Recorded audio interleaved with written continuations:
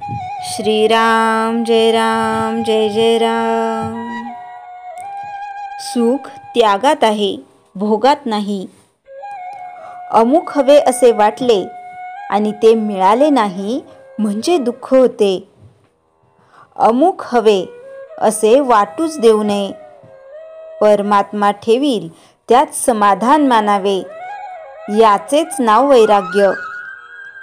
आपण विषयात बुडतो आहोत आणि पुन्हा विषयाचीच कास धरली तर आपण अधिकाधिक नाही का बुडणार।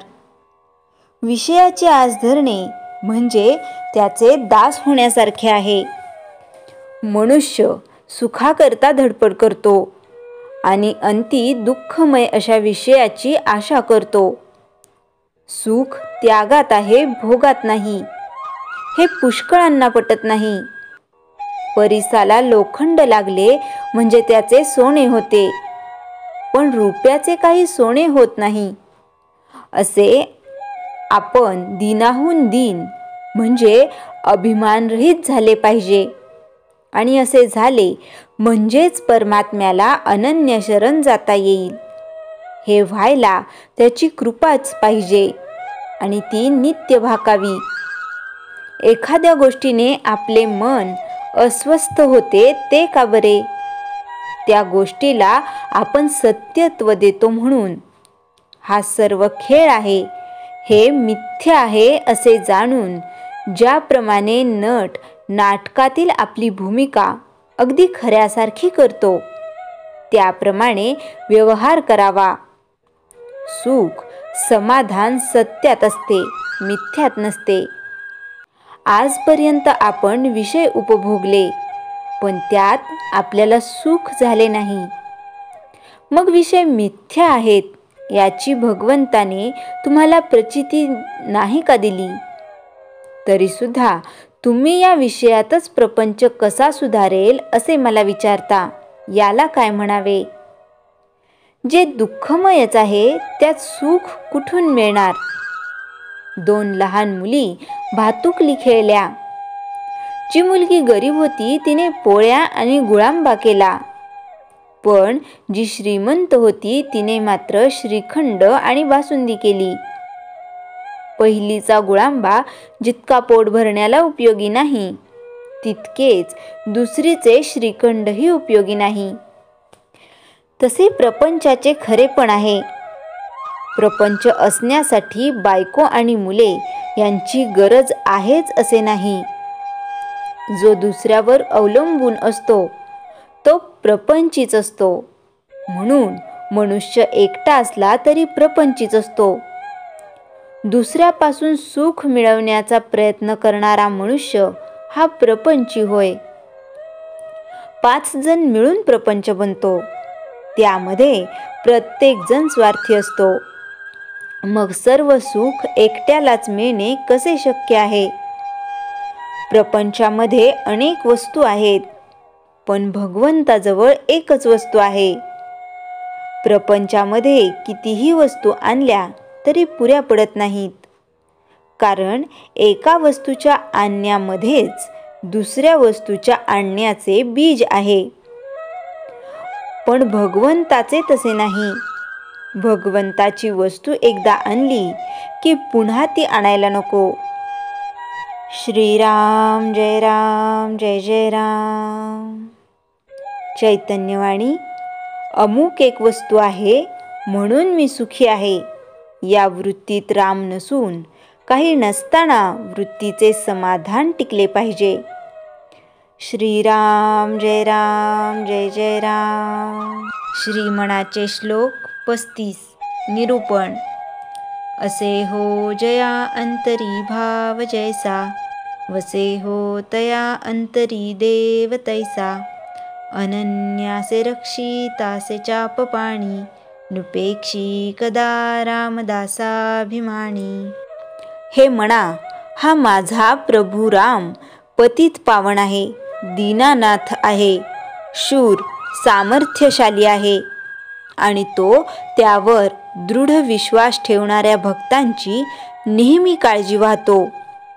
हे सतत बजावले आहे। पण बाबा रे, ती केवळ पेरणीसाठीची जमिनीची नांगरणी होती. पण खरा गाभा, खरे बीज या श्लोकात समर्थ पेरतात. अतिशय महत्त्वाचा हा श्लोक आहे. जणू छोट्या वर्गातून पहिलीत जाण्यासाठीची प्रवेश परीक्षा आहे.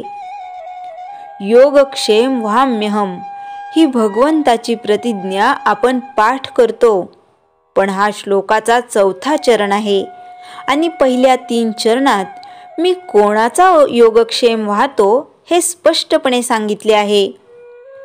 जो ईश्वराचे अनन्य भावाने चिंतन करतो, सर्व प्रकारे सेवा करतो आणि ज्याचे अंतःकरण ईश्वराशी निरंतर संलग्न असते, त्यांचा भार ईश्वर नक्की शिरी घेतो असे गीतेत सांगितले आहे.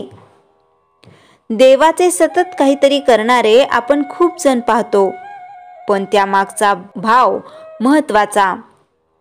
प्रथा म्हणून, कोणीतरी सांगितले म्हणून, निवांत वेळ आहे म्हणून, प्रसन्न वाटावे म्हणून, काहीतरी हवे म्हणून, फलश्रुती पाहून स्तोत्रे, व्रते, पोथी पारायणे करणे हे सगळे आपण स्वतः करतो अन करणारे अनेक जण पाहतो. हे सर्व प्राथमिक तयारी म्हणून ठीक, एक वळण म्हणून दैनंदिन उपासनेची गरज आहेच. समर्थ स्पष्ट सांगतात, सगुणाचे निआधारे, निर्गुण पाविजे निर्धारे. पण त्यातच गुंतून राहणारे अनेक जण असतात आणि हे परमार्थाच्या मूलभूत उद्देशाच्या दृष्टीने पुरेसे नाही. हे सतत लक्षात ठेवून भावाला, निष्ठेला, त्यागाला आणि सातत्याला जपले पाहिजे. देव भावाचा भुकेला. भावनेने जसे नाते जोडतो तसा देव बनतो. पिता म्हणा तो पिता बनतो, माता म्हणा आई बनतो, बंधू होतो, मित्र होतो, मालक होतो, मूल होतो. जे म्हणाल ते होतो, जे मानाल ते वाटतो. त्याचे ठिकाणी लहान थोर, गरीब श्रीमंत हा भेद नाही. तुम्ही पूजेत त्याला कुठले उपचार अर्पण करता हे तो पाहत नाही. तो फक्त प्रेमाचा भुकेला असतो. सदा सर्वदा देवदासाभिमानी, कृपा भाकिता शीघ्र पावे निदानी.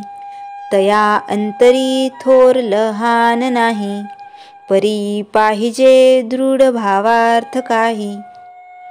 भावेन देव, भाव हवाच तसाच देव होईल हे खरे, पण हा भाव अनन्य हवा.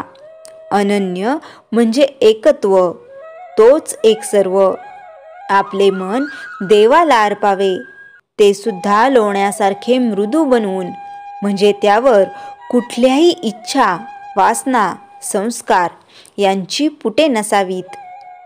म्हणूनी नाशिवंत तितू कामळ, तुवा त्यजावा अमंगळ. तो गेली आतूच सकळ आहेस बापा. ही परमात्म्याची अनन्यता साधणे सहज असते. केवळ आपल्या अज्ञानामुळे ते आपल्याला कळत नाही. भक्ती जसजशी तीव्र होईल, उत्कट होईल, तसतशी अनन्यता अनुभवास येते आणि अशा अनन्य भक्ताचे रक्षण धनुर्धारी राम सर्व प्रकारे करतो. राम भावाचा भुकेला. त्याची भूक प्रेमाच्या नैवेद्याने क्षमते. तो नैवेद्य अर्पण करणे हे भक्ताचे काम. भावबळे जेही धरिला अंतरी, तया क्षणभरी विसंभेना. जय जय रघुवीर समर्थ. श्रीराम जय राम, जय जय राम. पूर्ण श्रद्धा आणि नामजप. एका गावात गोपाळराव नावाचे एक साध, सरस परंतु अतिशय श्रद्धाळू वयस्क गृहस्थ राहत होते. त्यांचं आयुष्य फारसे गाजावाजा न करता ईश्वराच्या स्मरणात आणि सत्कर्मातच जात असे. त्यांच्या ओठांवर नेहमीच राम नाम असे. गोपाळरावांना एकुलता एक मुलगा रमेश. रमेश शिक्षणात हुशार होता, पण आधुनिक विचारांचा. त्याला वडिलांचा नामस्मरणावरचा भर खूपच जुनाट वाटायचा. एक दिवस रमेशने वडिलांना विचारले, बाबा तुम्ही सारखं सारखं राम राम करता, त्याने काही होतं का? काही फायदा होतो का?